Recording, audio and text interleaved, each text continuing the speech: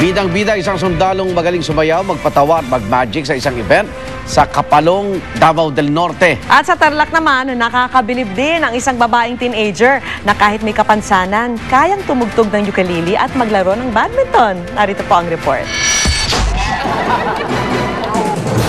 Di lang pangyera, pang-entertainment pa itong si Army Corporal Julius Bolatano. Bukod sa magaling gumiling-giling, magaling din siyang magpatawa, kaya siya tinaguri ang Funny Army Man. Pati magic tricks, kayang-kaya rin niya. At meron pa siyang special dancing at magic combo performance. Kaya naman palakpakan ng audience na nakakapanood sa kanya. At ang mga bata, halos di na kumurap sa pagpanood kay Sir.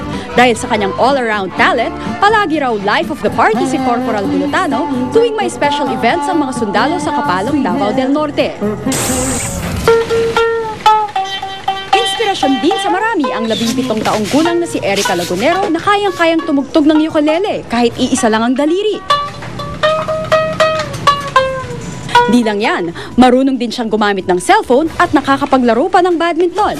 Sari-saring medalya at tropeo na nga ang kanyang naiuwi mula sa iba't ibang talent contest. Inspired daw siya sa kanyang iniidolong singer na si Regine Velasquez. Kaya ang wish niya, sana po bigyan niyo po ako ng pagkakataon na makasama po kayo sa isang programa. Miss Regine. Pero pinakamahalaga pa rin daw kay Erica na makapagtapos ng pag-aaral. First year college siya ngayon at pinag-aaral ng kanilang bayan sa Tarlac. Gusto ko po sanang makatapos ng pag-aaral para makatulong po sa mga magulang ko. Para maahon naman po kami sa kahirapan.